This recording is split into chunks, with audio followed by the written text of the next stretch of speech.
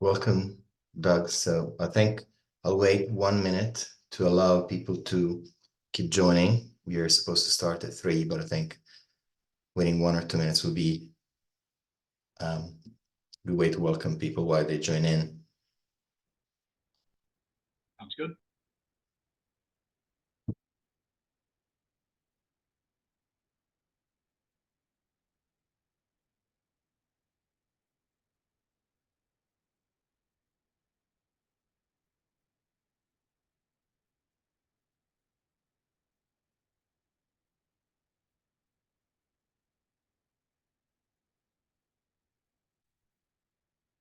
Shall we start?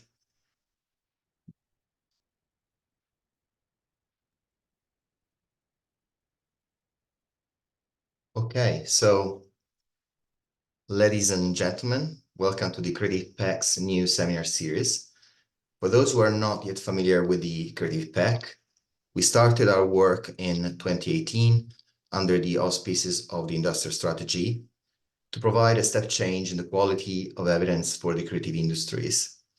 Since June 2023, we have received another 5 years of funding by the Arts and Humanities Research Council to keep growing the evidence base by addressing industry and government's current priorities for the creative industries, including those set by documents such as the sector vision, while at the same time advancing research into the longer-term challenges and opportunities facing the sector. The center has also moved home, and it's now led by Newcastle University in partnership with the Royal Society of Arts. This new monthly seminar series is designed to showcase cutting-edge research from around the globe, fostering dialogue that spans academia, policy, and creative practice.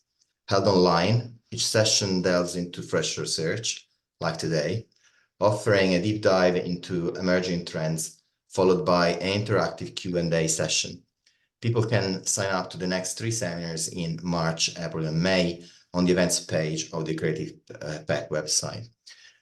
Now, today's speaker is Doug Noonan, Professor of Public and Environmental Affairs at Indiana University Indianapolis O'Neill School. Doug specializes in analyzing abstract concepts like quality of life and value of arts. His research encompasses community revitalization, sustainability, economic growth, and innovation. He co-edits the Journal of Cultural Economics. He is the founder and co-director of the Arts, Innovation, and Entrepreneurship Lab, and he also co-leads the Indiana University Center for Cultural Affairs. Before we proceed to Doug's presentation, a quick note to remind all those online that this seminar is being recorded. And following this insightful talk, we'll engage in a Q&A session. Kindly use the Q&A function to pose your questions, and I will ensure that they reach Doug. While we may not address every question during the session, please rest reassured that all questions will be collected and addressed offline to the best of our ability. Thank you for your cooperation, and I'll now like to leave the virtual floor to Doug. Thank you very much, Giorgio. Let me try to share screens and start a slide. Let me know if you can't see that, but welcome everyone. Let's talk about psychic income this afternoon. It's great to see so many friends and colleagues listed on the attendee list there. So that's great. I look forward to having this conversation today. So today I want to talk about some new work we've done on psychic income and the implications for arts labor markets, compensation for artists, and competition in the gig economy. So George already gave a little bit of a background. So I'm at the Indiana University and run the Center for Cultural Affairs. I also want to mention my colleague, Joanna Veronkovich, who is the co-founder for the Center and for our Arts, Entrepreneurship, and Innovation Lab, a National Endowment for the Arts Research Lab. She co-directs with me, and she's also the co-author on the work I'll be sharing with you now. So a bit of a roadmap for the next 30 minutes or so. I want to introduce those of you who are not familiar with the concept of psychic income, what we're talking about there, our approach to measuring it, a look at this sort of one of the margins of the arts workforce, what I'll refer to later as the extensive margin, and think about some of these artists and creative workers' alternative occupations and the wages those occupations might pay. We'll get to an estimate of psychic income and then hopefully open it up for a much larger question about what all of this might mean for policy and for other ways we can intervene in and help reform the creative workforce and workplace. My starting point for all of this comes from our center's interest in understanding the creative workforce. In the large part, that means understanding the economics of artistic labor, the extent to which wages and other workplace amenities matter. And we talk to enough artist practitioners that sometimes I question whether these laws of supply and demand even apply. And so this, as we came out of the pandemic, led us to want to estimate labor supply curves and sort of do some normal economic analysis of artistic and creative workforce labor supply and try to appreciate how sensitive is the creative workforce to wages. As prices for labor go up, do we see a response from the creative workforce? And that was our starting point for all of this. And it quickly led us into this notion of psychic compensation or psychic income, or what is a more wordy version of this, but non-pecuniary compensation, very academic term for what many of us might just think of as job satisfaction or the other amenities we get outside of our wages and salaries for doing our jobs, whatever that is. And there's a long history of talking about this, including in the cultural arena, where it's David Throsby, one of the speakers later in this series, who we're lucky to have to come in, and others like Bill Baumel and others have talked about this for many years, about this notion of psychic income accruing to creatives and artists for essentially practicing their craft, for doing their work. They get benefits and enjoyment from this above and beyond the actual currency wages that they get paid. But this is not a concept that's exclusive to the arts and cultural arena. We have this notion of the psychic income or additional compensation you get outside of currency, outside of wages, in many other occupations, whether it's positive benefits from and positive amenities from doing those jobs, or sometimes additional compensation needed because of disamenities or negative amenities. And we see those for those who work in coal mines or in dangerous construction jobs, having disamenities at their workplace that would then need additional compensation in the form of higher wages. So there's a large literature about these kinds of things, and a lot of research has gone in for many years. But inherently, it's a very difficult thing to measure, this notion of psychic income. And that's part of what the challenge we'll talk about this afternoon. So the implications of all of this psychic income is that it might be that the psychic income accruing to artists can explain lower wages. And I think in some ways, we're going to show the reverse of that today. But it opens up a broader conversation, I think, to a more nuanced look at how sometimes wages look low, sometimes they're actually quite high.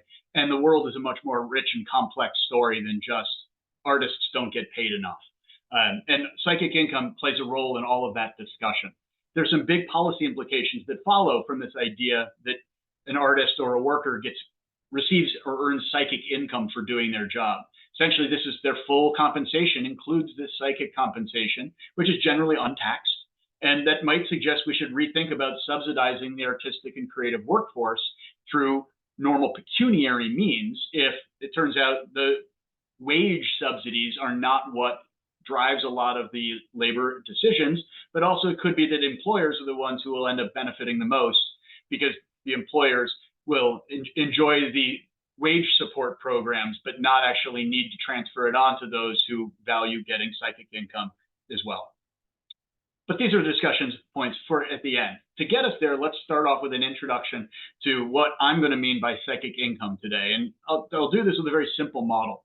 Let's suppose we have a worker who's going to choose between two jobs, an arts job, A, and a non-arts job, N.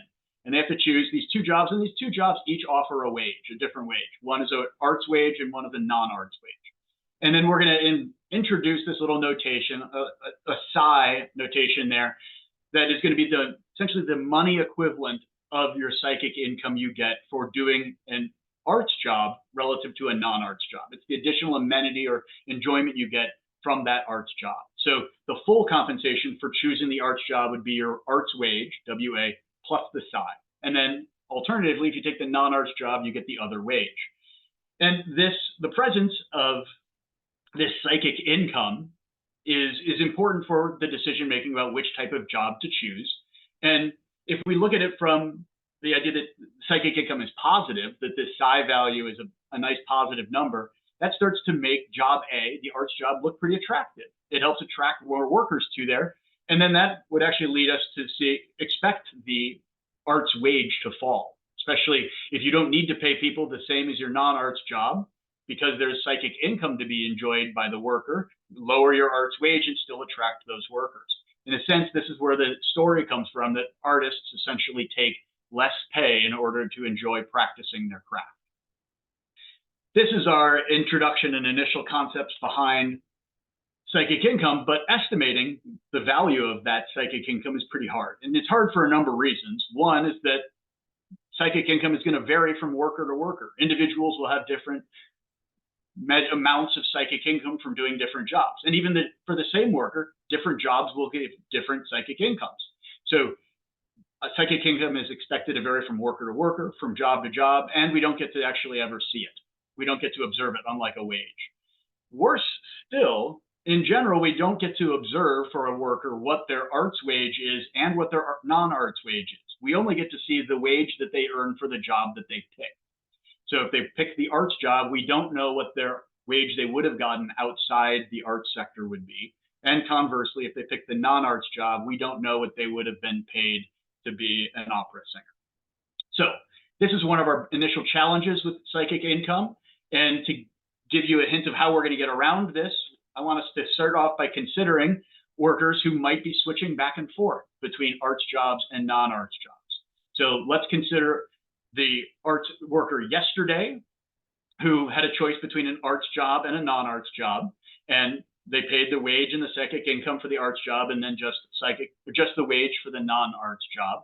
And let's say yesterday they chose the non-arts job and worked in that profession.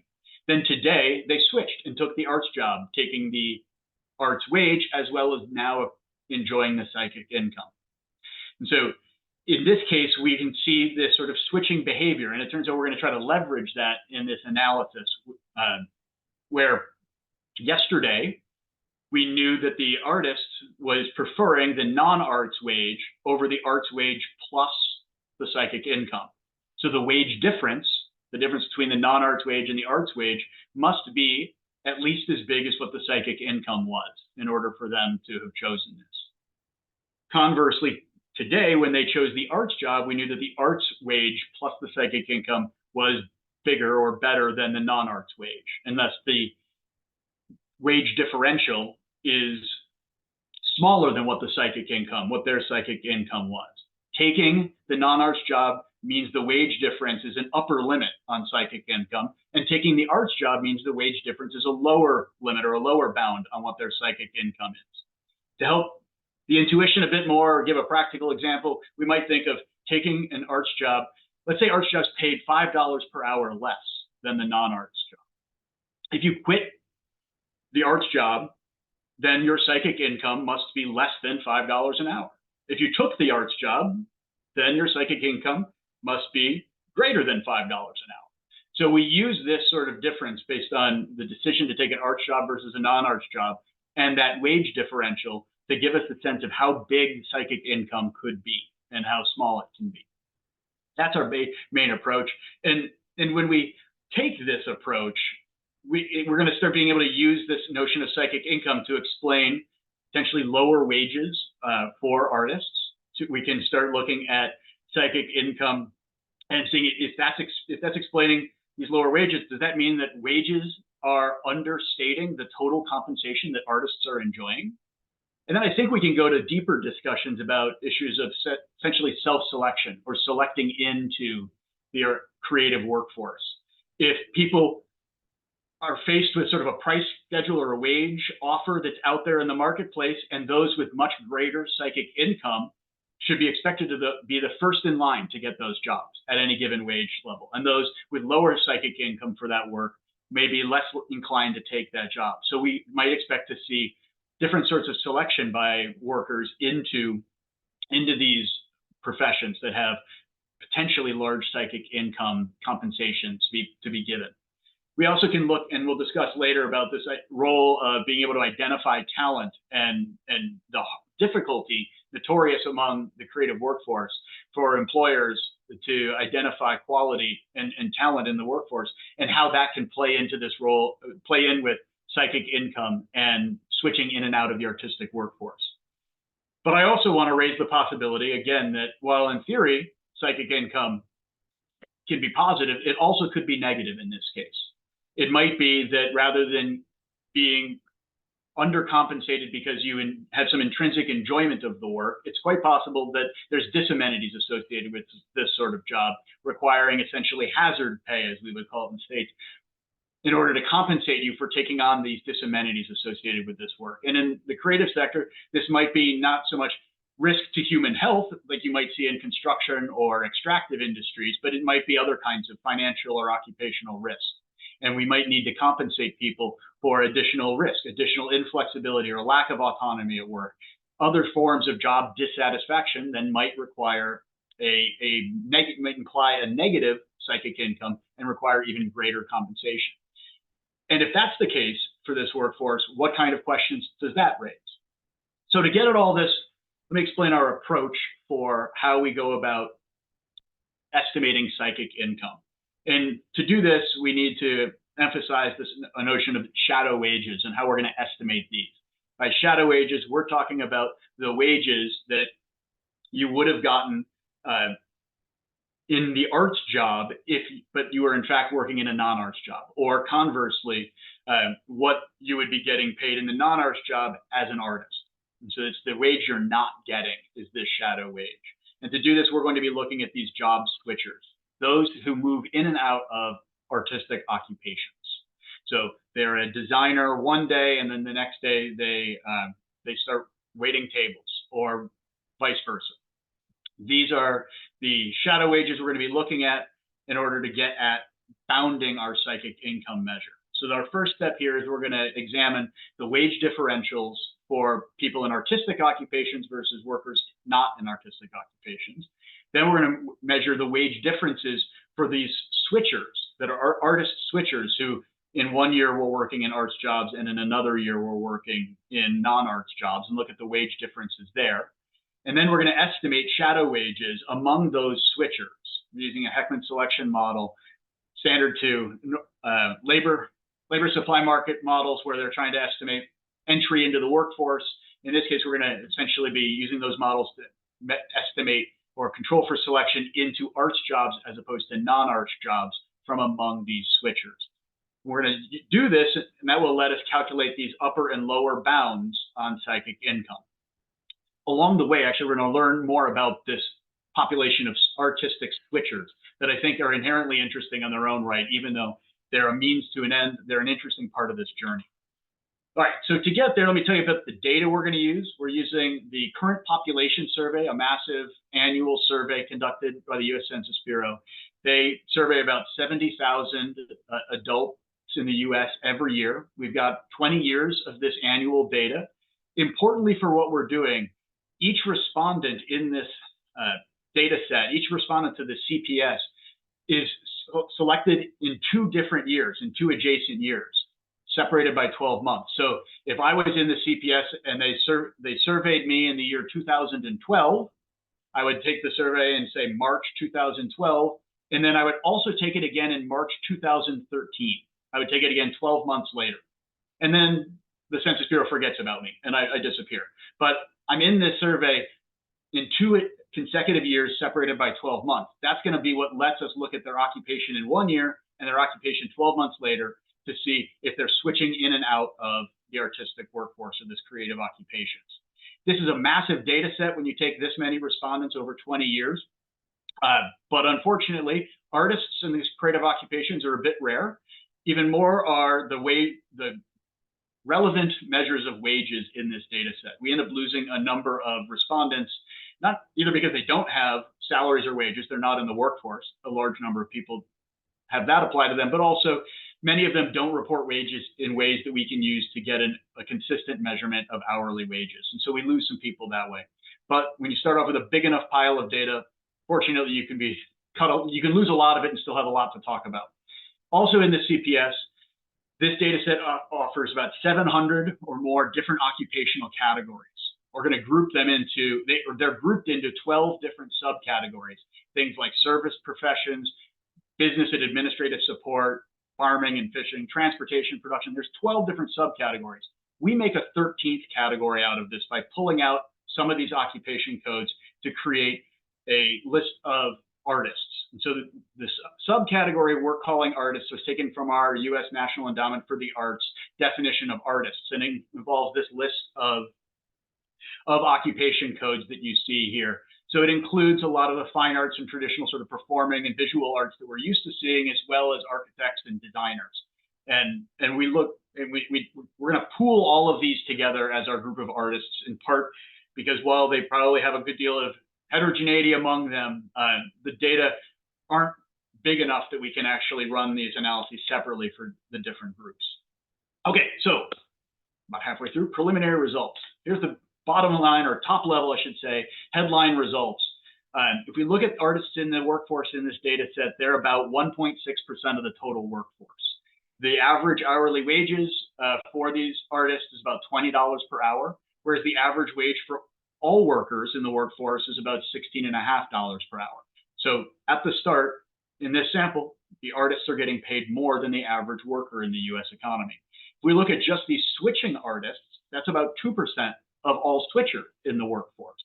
So first, sort of side note to note here, artists are overrepresented among the population of switchers. They tend to be moving in and out of their artistic occupation more than many other occupational subgroups or groupings. Next, switchers get paid less than those who are able to stay in the same occupation grouping from year to year. Switchers on average, for whether it's for non-artists or artists, their wages go down relative to the non-switching counterparts. If we look at the switching artists, half the time those switching artists, by definition here, are in arts jobs, and half the time they're in non-arts jobs. When they're in an arts job, their average wage was $19.61, and when they're in their non-arts job, their average wage was only $17.68. So artists get paid more than the average worker. Switching artists get paid more than the average switcher, but less than the average artist. And then among switching artists, their wages are higher when they're in their arts occupation. They take a pay cut when they move out of their arts occupation. So it turns out among the artists who switch into or out of, their wage as an artist is about 10% higher in their artist job than their other job. And that holds true whether we do this analysis conditional on worker characteristics, conditional on selection in the workforce in the first place, conditional on individual level fixed effects. This wage premium of about 10% remains.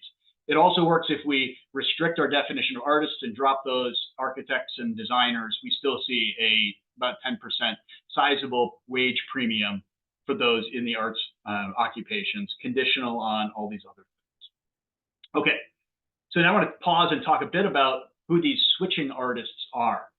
Among the switchers in any given year, about 18% of them are switching into or out from a no job classification. They're exiting the workforce, they're going unemployed, they're retiring, what have you. Of the rest, over a quarter of them are switching with management, business, and finance job grouping, about 15% into the educational, law, and community services job grouping, 13% in computing, engineering, and sciences, and so on. Across the other 12 categories we can see. The bold-faced numbers, the first three there, are switching partners, other job groupings for these artistic switchers, where the switching rate, the frequency with which artists are switching into or out of those occupational groupings is much higher than these other groupings switching into these types of jobs. Didn't say that too well. The basic idea is artists are overrepresented in switching into management, business, and finance jobs. They're overrepresented switching into computing and engineering and sciences jobs. They're overrepresented into education, law, and community services and media jobs. They're underrepresented in things like service sector jobs. They don't tend to switch into those nearly as much as the average other worker elsewhere in the economy. So the stereotype of the struggling actor who is busy waiting tables at a restaurant until they get to land the next job is not really who we're talking about here. There are some of them in the data for sure, But most of these artistic switchers are switching in and out of actually pretty well-paying jobs in the business management, finance, in computing, in teaching jobs. They're switching in and out of well-paying jobs to even better arts jobs. And I think that helps sort of color how we see the sample and what we end up finding here.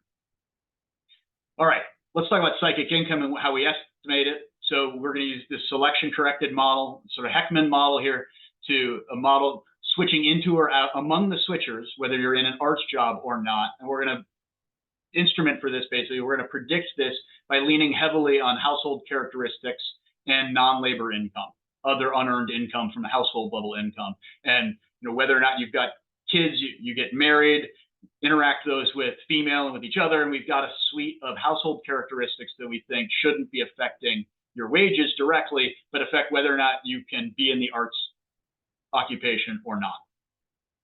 With this, we get our results after predicting these sort of shadow wages and taking these wage differentials.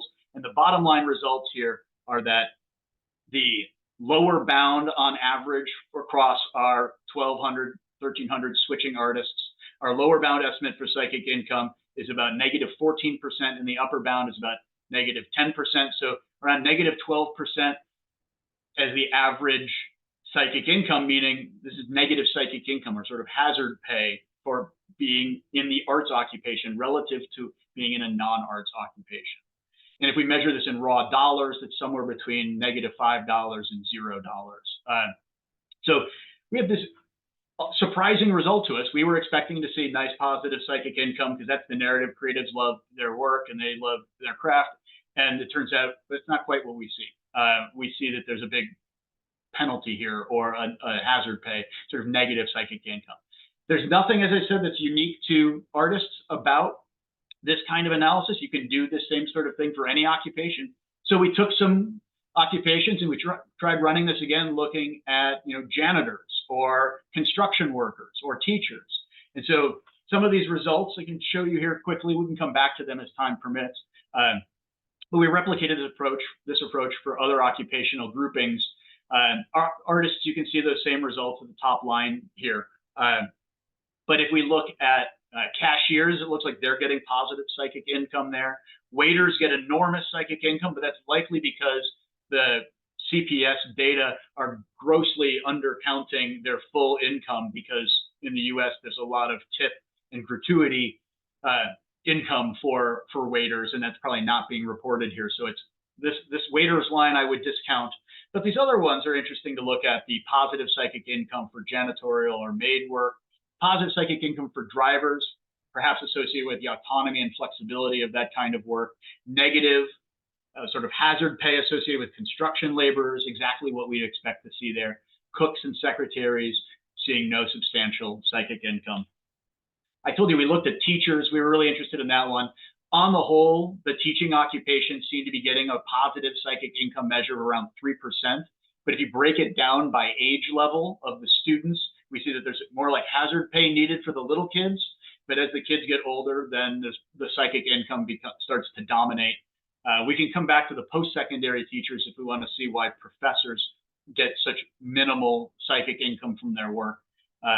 And then last, I'll mention about the nurses. We see nursing occupations in two different settings: registered nurses more in hospital or clinical settings versus home nursing.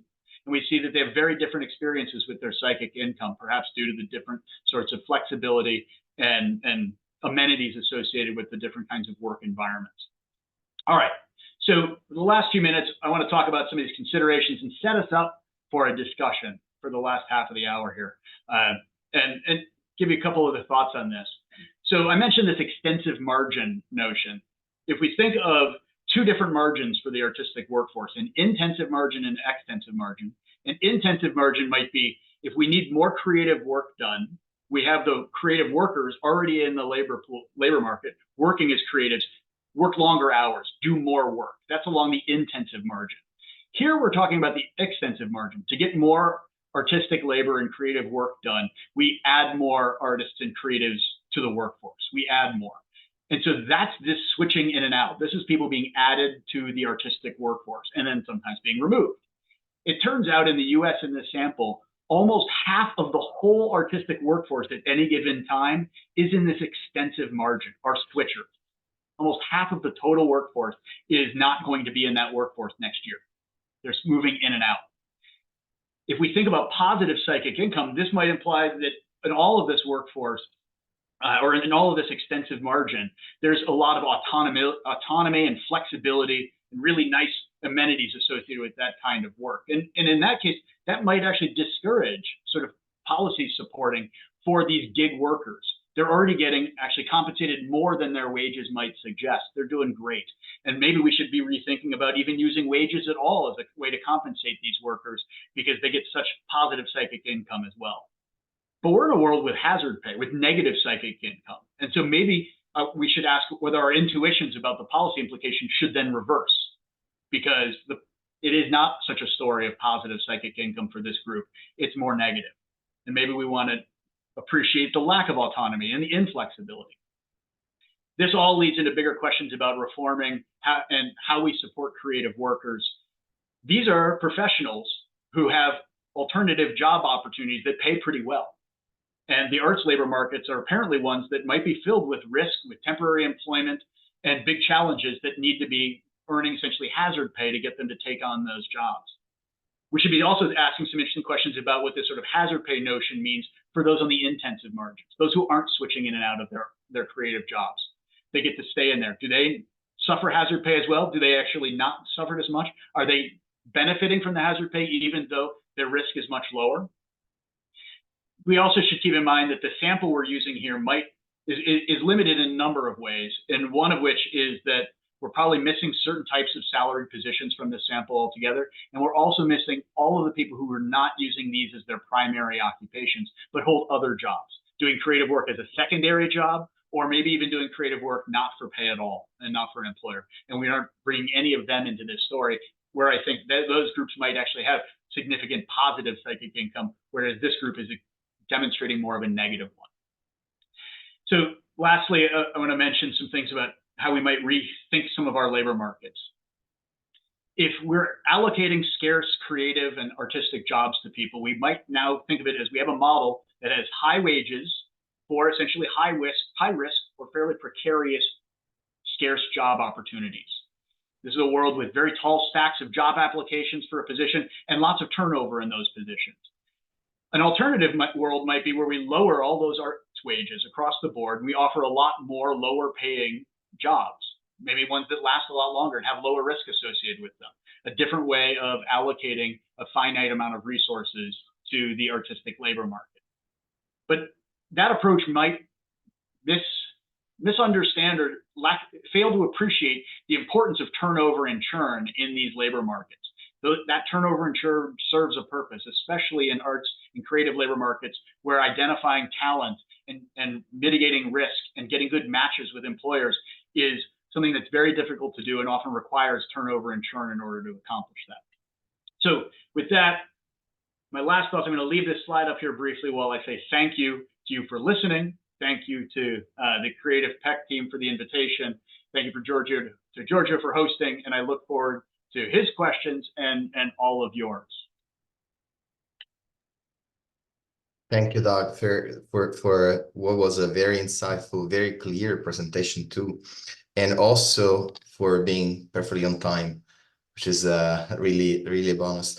I mean, we have some questions in the Q&A, and I will encourage the audience to ask more questions if they have some, especially on the policy side. We have some questions initially which were asked during the presentation, so you may have maybe answered some of them, but we'll just go back to them initially, and they're related to the methodology. So the first question, which is been asked by Sawan, is do you think the age of an individual is an important component that defines psychic income? And after a certain age, one would have a higher penchant for creative job as one may be more satisfied. I think that's the first question. The second question is, it is hard to measure creative industry's contribution. Are there any methodologies which consider psychic income in research? And if so, where? This is asked by Naxul. And finally, are formal and informal jobs considered in the occupations? That's by Rodrigo.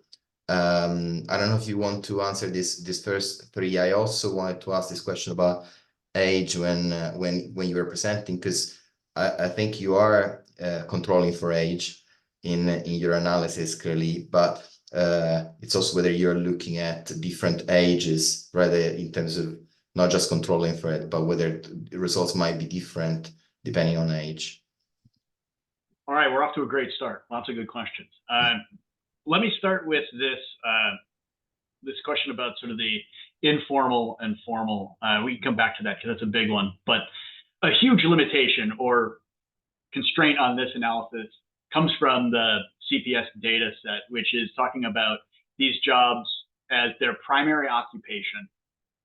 So if they're working other jobs, we don't have any data on what their secondary or their third jobs are and what occupation type those jobs are in. We just don't know. So we're limited only at what the respondent identifies as their primary occupation. And that's a huge limit. And I think it's a big one here, in part because a lot of our secondary jobs are related to switching as we work part-time on something else in order to hope to get back into a full-time position or vice versa. But also a lot of the psychic income we get might be from our secondary employment and not even as much from the primary one. The primary one is what is the job that puts food on the table, and then you get your joy from the other work you do, not as the primary. And so we're likely to be undercounting greatly the psychic income with a lot of the creative workforce here. But more importantly, I think this analysis is really looking at switching and psychic income relative in between primary occupations. All right. This other question about age, though, Giorgio, you're right in that we're controlling pretty richly for age in terms of why someone is choosing to switch, why they're getting the wage they're getting paid, and so on. The initial question about how psychic income might vary with age, I think, is a really interesting one. I haven't seen any work on it. I would expect there to be a relationship, although in theory, I don't actually have strong priors about whether, for instance, psychic income would positively or negatively correlate with age.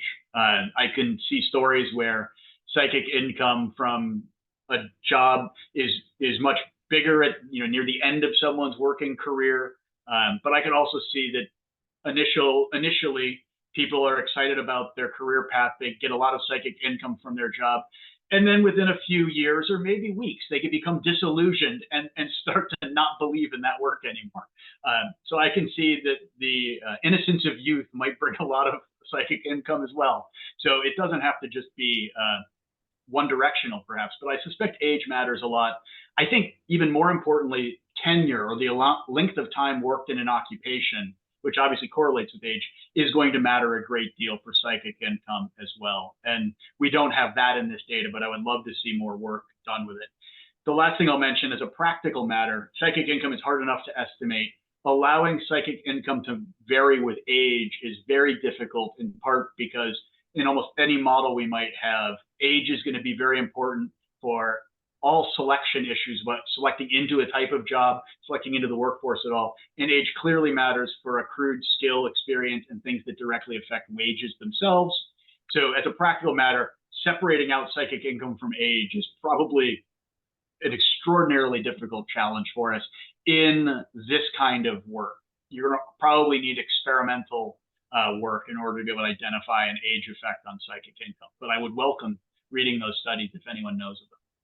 Yeah, yes, thank you very much for your very comprehensive response. Yes, I was thinking exactly along the lines of tenure and precarity, really, when I was thinking about age. And I don't know whether that might have actually policy implications as well in terms of some more nuances in terms of your conclusions when you think about artists and artist occupation and then aging, how that may be related to the implications you were giving. And there are additional questions which are still on methodology. The first one is related to it's a clarification request on the wording of the census question in which respondents nominate their occupation. That's you, asking this question. And then somebody, I think Michael Rushton is asking, do you have the result that waiters and cashiers have positive psychic income? I think that's the clarification as well. And then again, Sawan asking, aren't the results counterintuitive?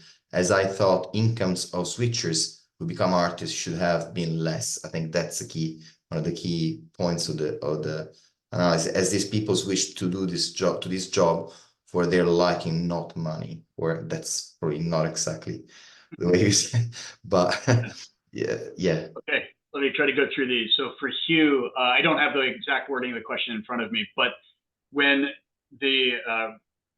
when they're filling out the survey, they basically say what their occupation is, and it's not necessarily in one of the 738 occupational categories or codes. Then census workers take the occupation they're given and then assign it to one of these codes. So so they list what their occupation is, what their job is, and then it gets assigned to one of these codes. There's concerns that it might not be done sort of accurately or correctly.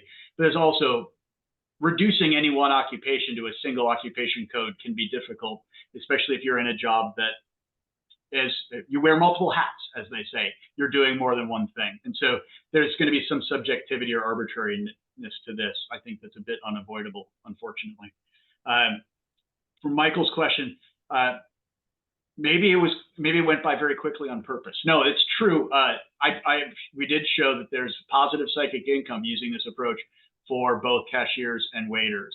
The waiters one, I fully discount, because I think the CPS is grossly under measuring their income, because at the very least, they're probably not counting tip income and other gratuities.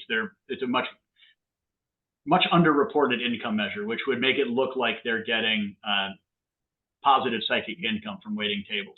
They might still, I just don't think it's on the order of 40% of their wages. And then for cashiers, yes, it also showed a small positive psychic income, perhaps associated with the flexibility and mindlessness of that kind of work, but not quite the result I was expecting also. And then on unexpected results, to Sawan's question, I think it is a bit counterintuitive. And I think it's interesting in that regard. We have this intuition that people are switching into they switch to out of a job because they don't like it. They're switching to something else, and they might even be willing to take a pay cut to take that job to leave something. And I think here, what we're seeing is when you're switching into an artist's job, on average, these switchers are getting a 10% increase in pay. It's actually the same, it's symmetric. If they're switching out of the arts job and moving into a management position somewhere, they're taking a 10% pay cut to do it. So whether they're moving into or out of, the arts job is paying 10% more. And that is something that I want to take a moment, because I got a chance now. I'll segue from that to highlight another concept in this that I think matters. And that's almost all these economic approaches to this kind of labor market is assuming that workers, as I did in my model, have a choice between an arts job and a non-arts job. They look at a menu of possible jobs and are choosing among that menu. They're choosing the best job for them across that menu. I wonder, especially given these results, whether the switching behavior, it may be less about worker choice and more about worker constraint. And that some of the arts jobs that they're leaving and taking a pay cut to leave, they're not necessarily leaving voluntarily. These are short-term jobs. They may be seasonal. They may be the job was only going to go for 18 months. The contract is up. Now you're going back to work in IT, or you're doing something else. And so the availability and the option of even choosing some of these arts jobs may not be as great as what these models, economic models, would typically assume. And our interpretations of them might be less about workers choosing to switch in and out, but more workers adapting to constraints and needing to move in and out because these job opportunities aren't there or they just appeared. Thank you, Dar. There are more questions flowing in, so I'll move to another set of questions. So first question by Alan is, what happens if we change the time frame so that it's less about switching and more that these are complementary ways of organizing a composite income and creative careers? So I choose to move to a non-arts position to allow my creative choice, which means that they're both necessary. The second question by Bethany is, I'm still a little unclear about hazard pay in comparison to psychic income. Is this formula meant to establish the premise that arts jobs do indeed have an overall better job satisfaction than non-arts jobs? And finally, by Jeffrey, your switchers are in non-arts occupation in 1 year and a non-arts in an arts occupation in 1 year and the non-arts occupation in the next year. You just referred to the absence of secondary jobs in same week or month. Could the money income from other work, income that is needed to be able to continue as an artist, be an alternative measure of psychic income, an alternative proxy? As you say, your data set precludes this approach, but might other data allow it? All right, I'll go in reverse order. Let's start with Jeffrey's great question. The short answer is yes. I would hope that certainly our data set here precludes it. We can't look at that. And I would hope some other data would allow it. I think that's a really rich view of these kinds of labor markets and a very important one. With sort of blinders up, we look at the switching behavior in and out, that they worked in IT 1 year and then now they are an art director, and then this going back and forth is really missing out on all the other things they could be doing, such as continuing to work for a non-arts job in order to help fund their arts work. That seems less likely given how well these arts jobs are paying, but the reverse seems more likely, working these non-arts jobs while also continuing to practice their arts work somehow. Maybe as a secondary job, maybe not for pay. And then this does kind of link into, I think it's, the sort of Alan's question also about if we think more holistically about all of this, it's a composite or a bundle. And we're only able to see this limited piece about primary employment with this data, unfortunately. And I think we want to then, to understand a lot of this creative workforce, think much more broadly. It's not just about their primary employment, it's about their secondary, it's about their unpaid work, and the dynamic nature of how these pieces get rebalanced over time from year to year and so on. Is their non-arts work a version of psychic income? I would think these are complementary. It's not a good proxy for it. It's, you get the money to put food on the table and pay rent, and you're also enjoying psychic income from your unpaid artistic work. And I think that's the intuition we would get for a lot of this. But now this is going to let me segue back to the first question in this batch, where I think this is unintuitive in that we're looking at negative, essentially hazard pay or negative psychic income for this kind of artistic work. So if I'm working my non-arts job, but have a secondary occupation in an artistic profession, that's supposed to be getting me psychic income that I'm currently not measuring today. But then when I work as my primary occupation in an arts job, that's getting me a negative psychic income. If that's the case, it's a very interesting question about the nature of these artistic jobs that's bringing negative psychic income as a primary occupation, but then not as a secondary occupation.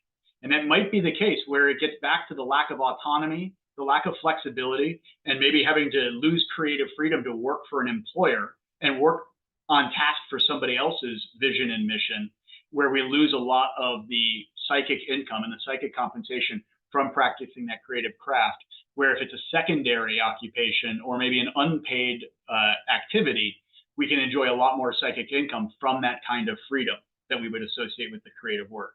I don't have evidence on that today. It would be consistent with our findings, and I think it's a very interesting way to think about this workforce and what's going on there. So I want to review these questions to make sure I covered all three of them. If I missed something, remind me, Giorgio. No, I think you addressed them all. They were also related to each other. There are a couple of more questions which are still, I think, partly methodology related. One is by Yuqing on would there be any way to measure psychic income for those artists who do not switch jobs? And the second by Trilce is it that art occupation is a specialty and in the other job skills are not specialized, therefore less paid? I think that's the last point. I was thinking about something similar. Okay. Well, I want to tell you Yuqing first. So to answer the question about measuring psychic income for not switchers, the answer in theory is absolutely yes. Psychic income exists potentially for everybody in all these jobs.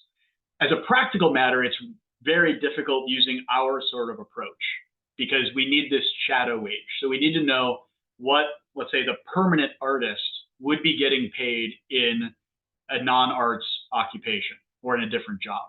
And it's very hard to think of things that would predict why this artist would be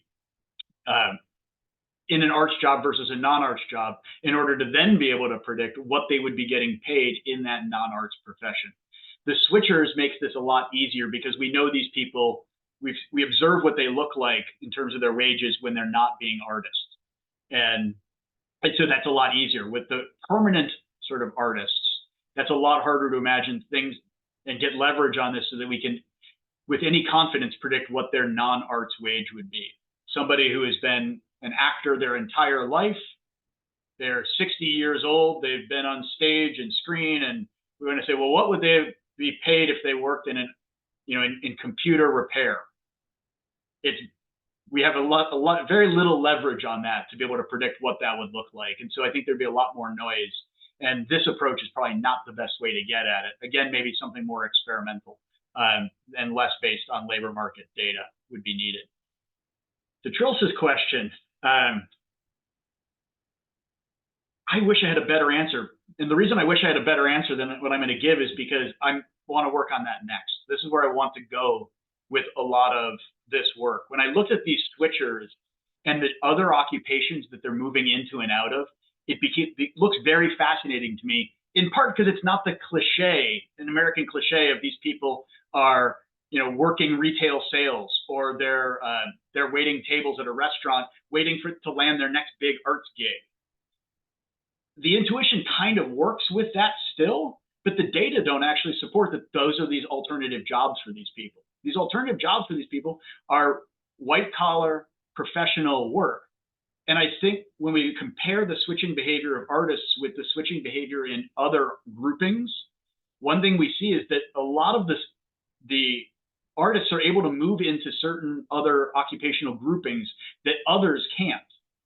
The people the drivers, the people in transportation, the people in production, the people in office and administration aren't moving into business and finance jobs nearly as much as artists are. And is that because it really helps that you're a painter if you want to do finance? Probably not. But I think that there's a lot of skills and attributes for artists that translate very well into these white-collar professions, perhaps much more than being able to work on an assembly line in a production job.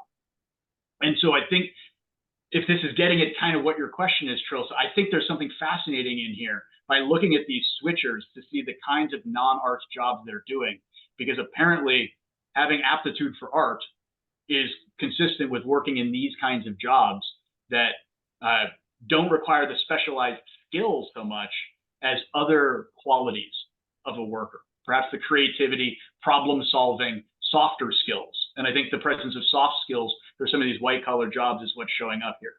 It could also be that people who are really bad at painting are the ones who are switching out, that they're not good at it.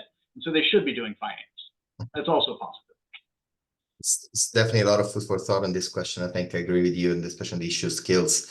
I have the last batch of questions because we are very quickly approaching the end of the hour, and I want to, if there is time, maybe allow a final comment before saying goodbye to the audience. So, is there anything in the survey you're using that could allow you to see spells of unemployment? For example, does the survey ask if the person is continuously worked the last 12 months. That's from Sarah.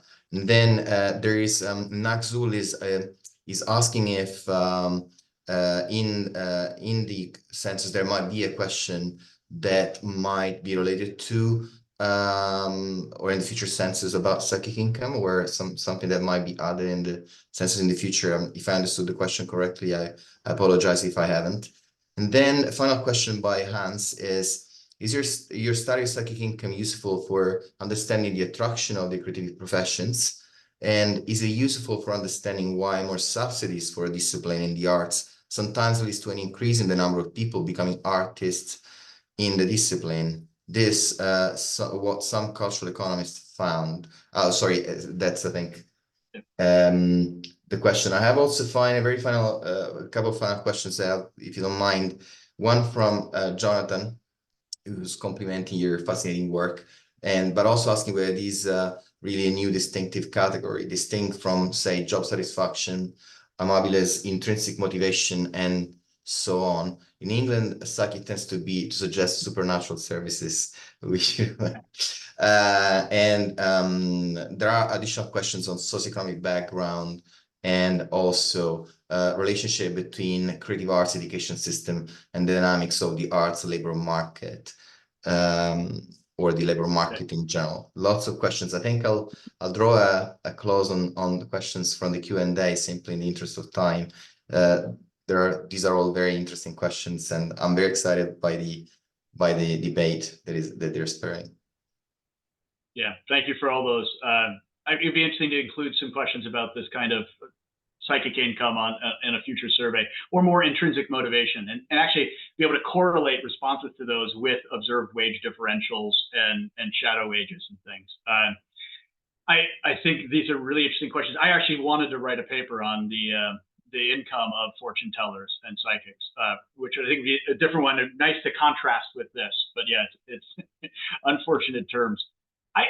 On Hans's question, I think this is a really big one, and it goes into a bigger conversation that clearly we don't have time for. But I do think that this question of psychic income and wage differentials and our surprising results still tell us a lot about the attraction for creative professions.